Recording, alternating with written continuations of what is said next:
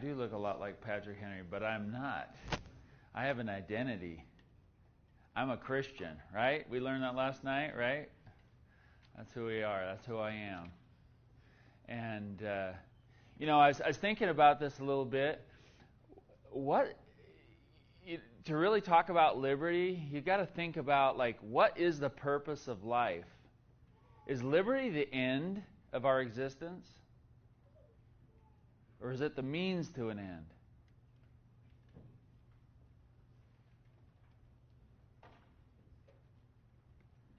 We can just leave that as a rhetorical question, I guess. Is liberty the means to the end, or is it the end?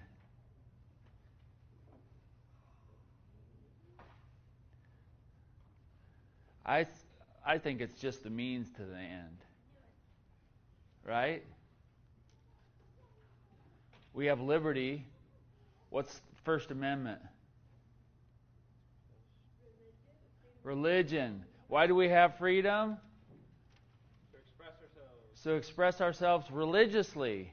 And there's some different religions in this room. That is the end of liberty, is happiness, and to be able to express ourselves the way we want to express ourselves, not to be put in a box and told how we have to act, right?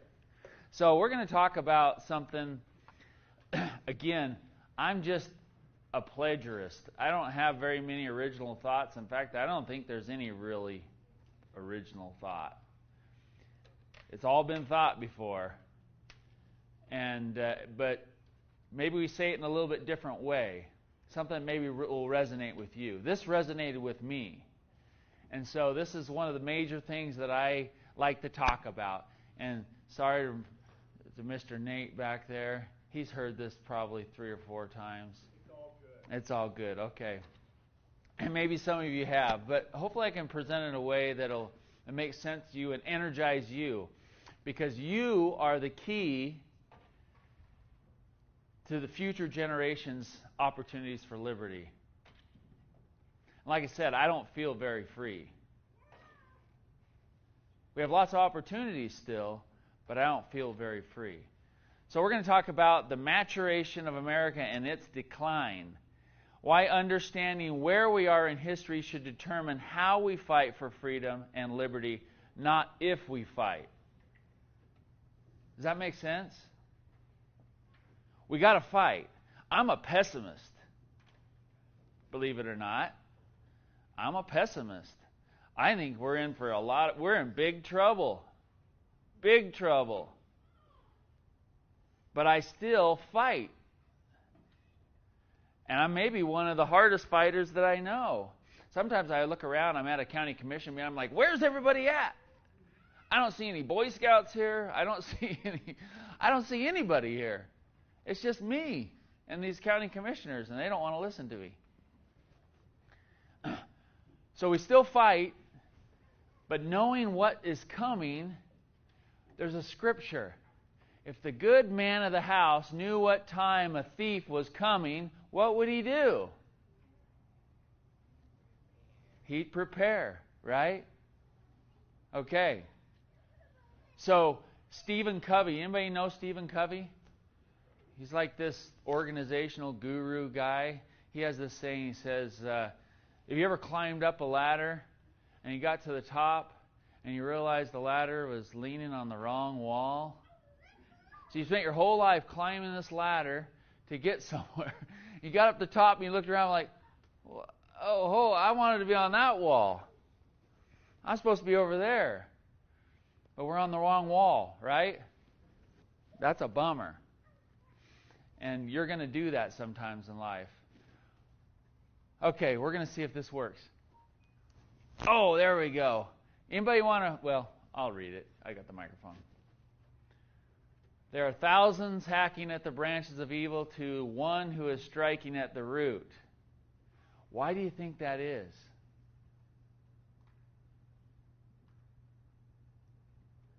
How many people? There's thousands of ladders stacked up on the wrong wall, and there's not very many leaning on the right wall. Does that make sense? We see the wrong problems. We're worried about things that we can see and not the underlying cause, the problem, the real problem. You want to fix liberty? Guess what? Does this have like some kind of a laser beam? I don't know. Don't get this in your eyes. Does anybody know how to do the laser beam? The button right in the middle?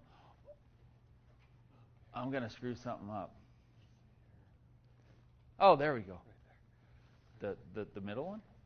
Or the top one? Oh. This is what's seen. Anybody ever heard of Frederick Bastiat? Oh, he's awesome. And what's the book that he wrote? The Law. He had this thing called, an essay called What is Seen and What is Not Seen. What's seen on the tree of liberty? The branches, the leaves. But we all know if you want a tree to be healthy, what do you got to focus on? The stuff that's underneath the ground, the stuff you don't see. And that's one of the problems that we have in society is we don't know what we don't know. We don't know what we can't see, right? So that was Henry David Thoreau. He's kind of an interesting guy. Anybody read Civil Disobedience? Oh, you should read it if you haven't read it. Okay, there we go. Oh, back one. So how have we reached decline in our republic? Let's talk about some of the things that the founders talked about. The big question that the founders had was, do we have the ability to self-govern? Are we moral enough to self-govern? Anybody ever heard that only a religious people can be free? Why is that? Because they trust in God. They trust in God. If you don't trust in God, who are you going to trust in? Yourself. You're going to have to trust a man. Somebody's got to hold you accountable. Does God hold you accountable? It's Israel, right? Does God keep you on track? In a way, yeah. Yeah. You ever have to repent? Okay. Well, if you don't repent and you don't have someone to keep you on track, you need a master, don't you? So in order to be free, you got to be moral. You got to be self-motivated, and there's a moral compass. And the founder said religion was the best way to get that in a people. So we had to be moral enough to self-govern. So the question today is, are we moral enough? Now, I talked about Patrick Henry. I love Patrick Henry's address. Why do you think I memorized that? Because I have a fascination with things that happened 230 some odd years ago? Not really. Why? What do you think? Because history repeats itself. Oh, bam! This kid, give him the gold and silver round. He needs the silver round. Because history repeats itself. The stuff that he says resonates with me. I'm mad, just like he was. I'm upset that I'm not free. I want to be free. You want to be free? You don't even know you're not free, do you? You just think. Hopefully you're going to figure something out today. You're going to have a paradigm shift. So, what did Ben Franklin say? Some lady asked him, "Well, doctor, what have we got? A republic or a monarchy?" Or I don't think that's right. Somebody wrote that. I didn't build this. Somebody built it for me. I think he said, "What kind of government have you given us?" He thinks I'm going to cry, I think. What did he say?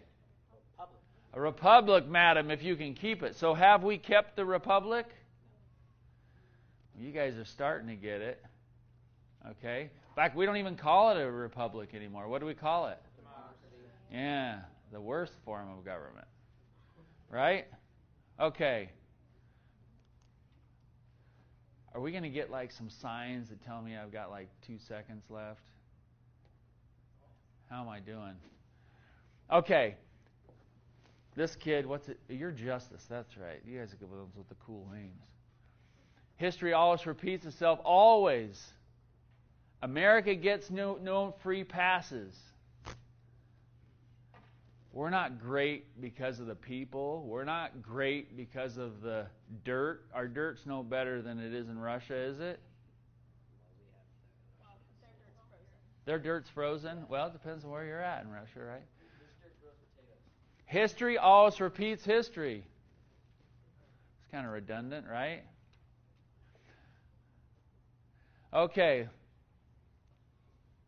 Those who don't know what is coming will expend their best efforts on the branches of the tree rather than on its roots. So something's coming. Something's going to happen. We've reached maturation. We're declining as a nation. You know that America is not the freest country in the world anymore? Isn't that sad? I mean, I didn't pay attention in school very much, but I always thought I lived in a free country. I mean, they taught us that, didn't they? That's why I don't send my kids to public school. But when we focus on the branches while neglecting the roots, we run the risk of making the tree top-heavy and prone to toppling. Does anybody think that we're getting ready to topple? Now, I'm a pessimist, so you're going to get sad a little bit, but I'm going to bring it full circle, and you're going to have plenty of excitement, hopefully. So here we are. We're back to that. Oops. Oh, no, now I've done it. How do I escape from that?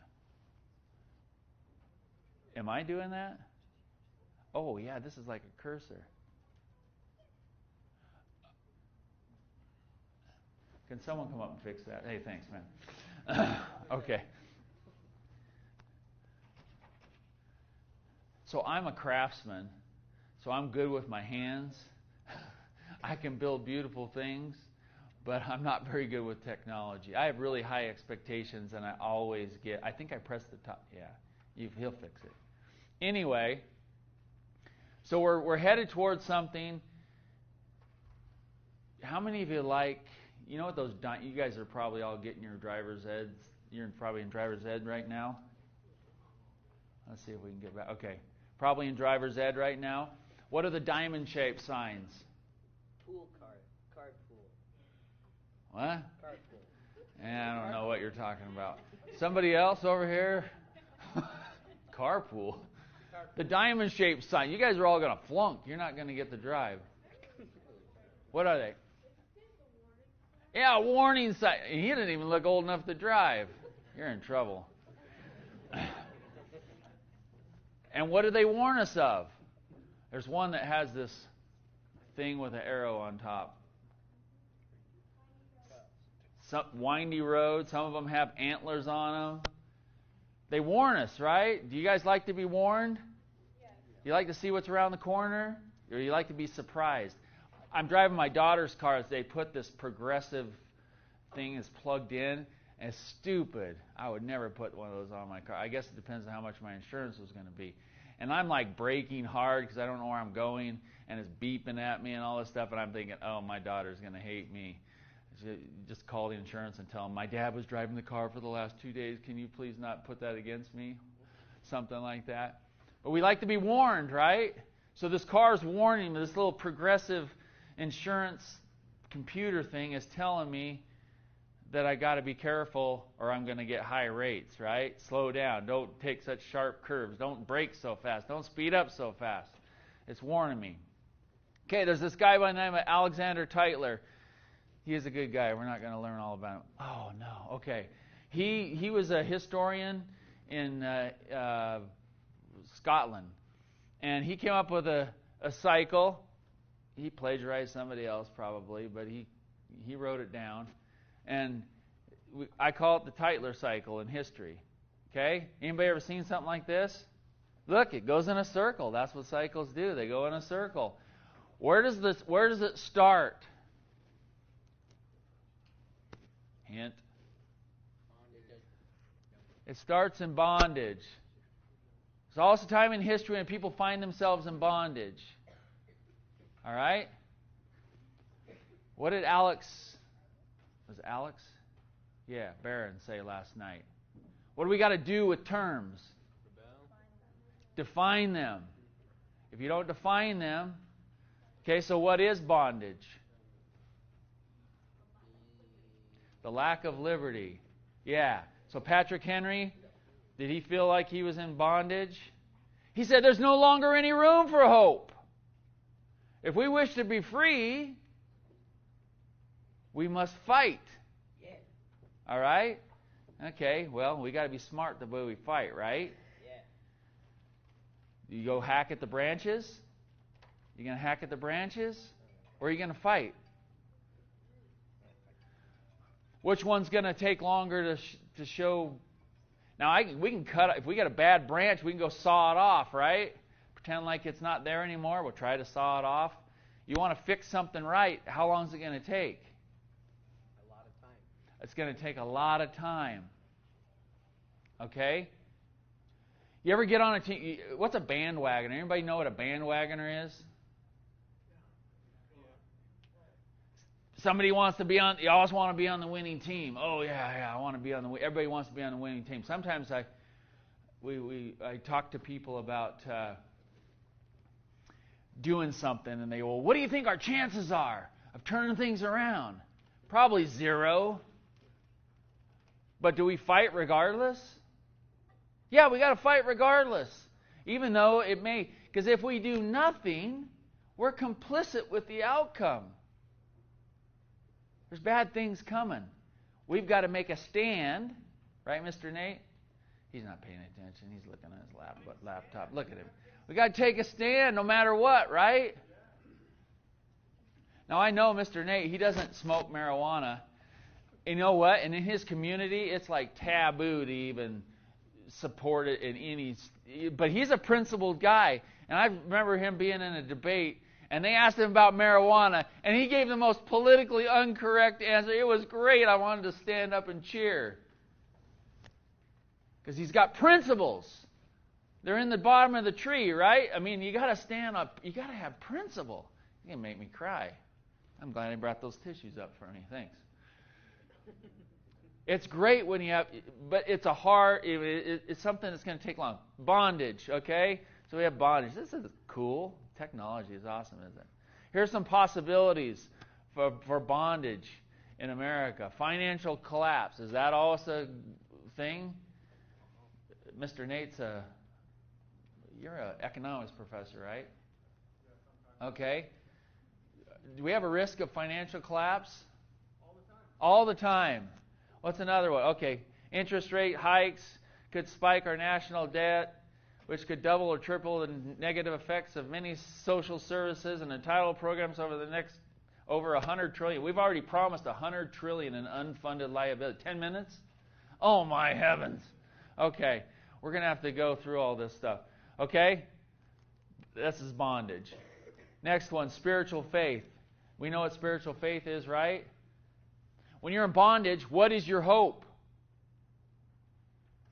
You got Bubba on you, and he's a big, tall, strapping guy, and you're in bondage, and you're one of these skinny guys out here. What's your hope?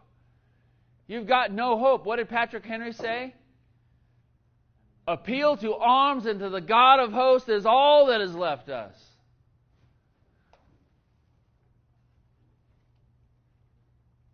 Serious action. What did they do? Went up against the most powerful country in the world. They didn't do it because, he says, the battle is not to the strong alone, but unto the vigilant, the active, the brave. And he said that God would raise up friends to fight their battles for him. Courage. This faith leads to courage. They go up against these guys. Dang it, what did I do? Okay.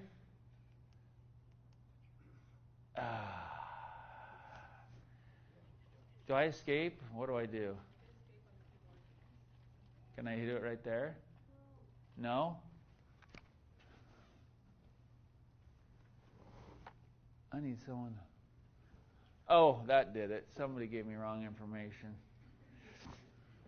Let's see if it still works, though. Nope, it doesn't. Okay. I need another hand up here if I could. Oh, he's got it. Okay. 10 minutes. Oh, brother. It's actually probably like 7 now, right, Alan? Oh, awesome. Okay. I'm going to try not to hit the wrong. What does courage lead to?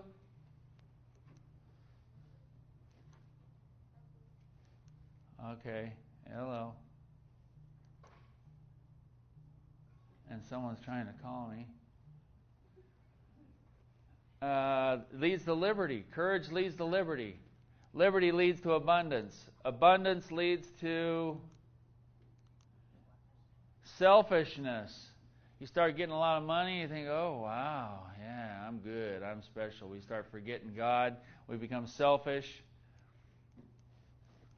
complacent. We go to apathy. We become dependent, and then we're back to bondage. Where do you think we are on the cycle? Dependent, selfish. It really just depends on how you define these terms and your understanding, right? If you split this cycle in two, there's a positive side and a negative side. On the right side, there's the political figures are known as statesmen. What do statesmen focus on? They focus on the negative side, we have the politician. Statesmen focus on forms, self-government, limited government, rights, responsibilities, morality, the only things which the society needs to, only that which the society needs to be free. That's all they focus on. They don't want a whole bunch of laws. They don't need a whole bunch of laws because why? The people are self-governing. If you still have parents, right? They rein you in? Yeah, of course they do. Are you Jonathan's son? No, you look like one of Jonathan's sons. You got another surrogate son up here. Anyway, now on the negative side of the cycle, you have what do politicians focus on? Issues. The leaves. I'm not going to use the pointer. Okay, over here, the roots. Over here, the leaves. Healthcare, licensure, business, agriculture. What is your issue? We'll do something for you. And what do they hope? What did Alexander Tytler said? He said, as soon as people realize that they can vote themselves money from the public treasury, they'll only vote for those people who will give them the most. So this cycle is perpetuated and sped up once people realize, and the politicians realize, that if we just do what the people want us to do, instead of if we just focus on the leaves, we'll get reelected. We can be here forever. We can get big pensions, blah, blah, blah. Okay? There's some kind of button on the bottom. I think that's what's messing me up. We don't have time for all this. Okay.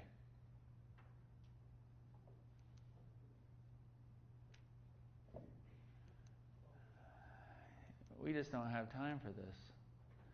All right. So, what do you think? Where do you can we say we're on the negative side of the cycle? Okay? We all agree on that. If you don't agree, there's a room over there where you can protest. It's First Amendment room. Space. Okay? Where were the founding fathers? What were they doing on the negative side of the cycle? Because there was a time when they didn't feel like they were in bondage, right? What were they doing? But they were in dependence and apathy and bondage kind of quasi state.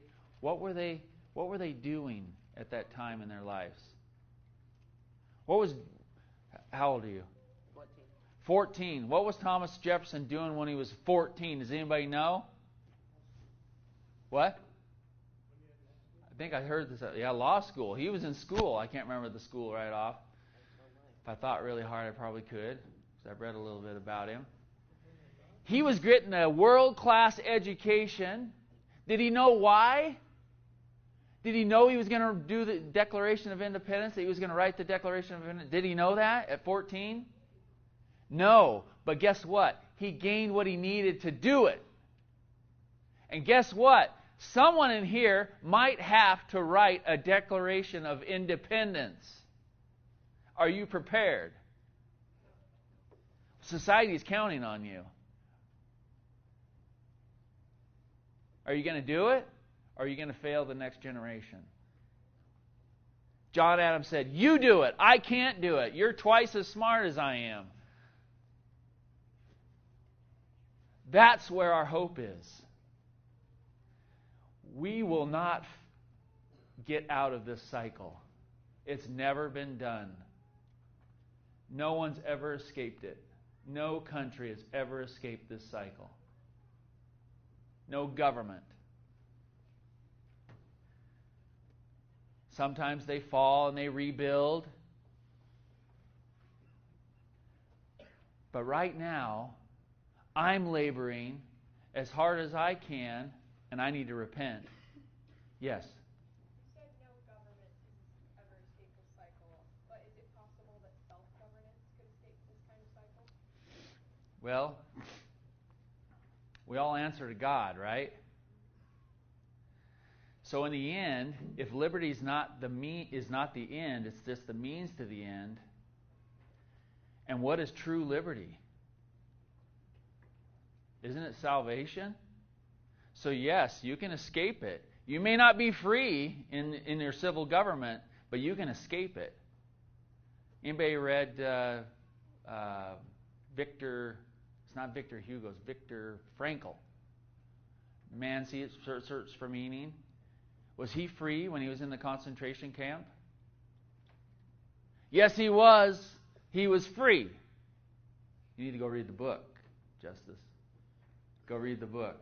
He was free.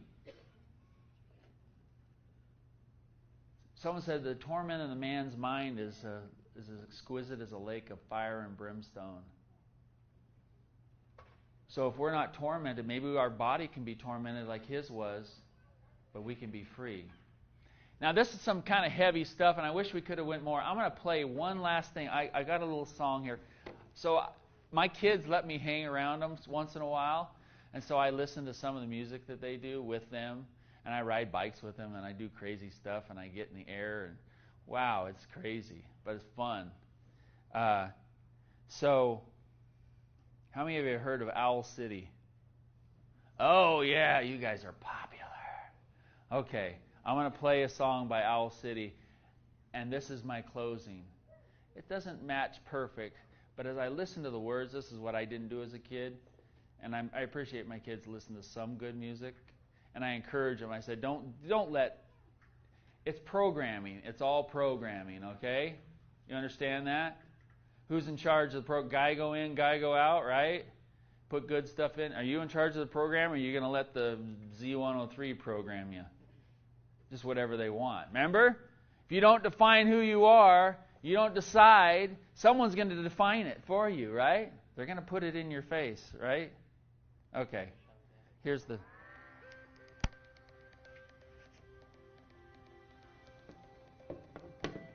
Anybody recognize it? Listen to the words, because this is what you've got to do.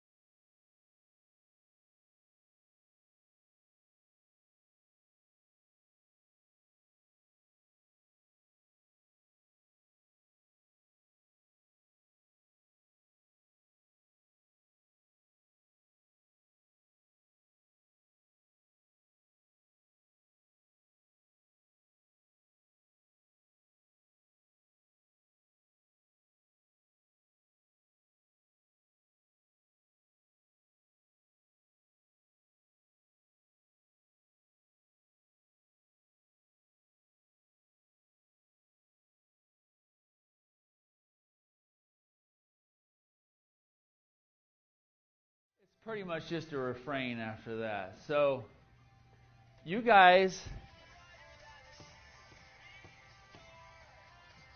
I hate it when I can't turn things off. Is that how you turn it off? No, that didn't turn it off either. Who's the next Thomas Jefferson in this room? Ben Franklin. John Adams. Thomas Jefferson. Patrick Henry.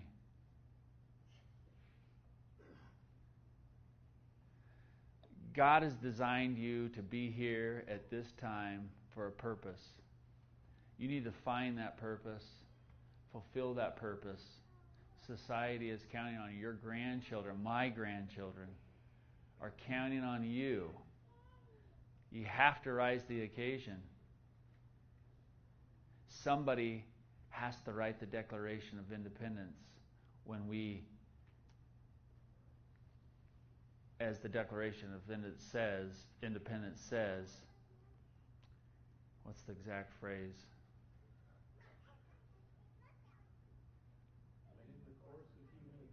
Yeah, it's a little further in there.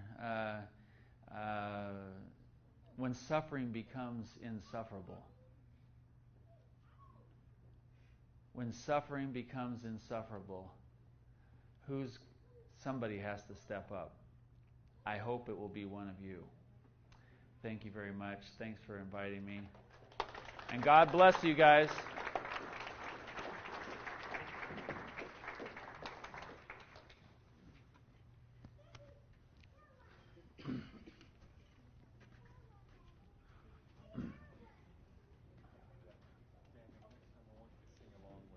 Yeah, I will. I was going to start dancing.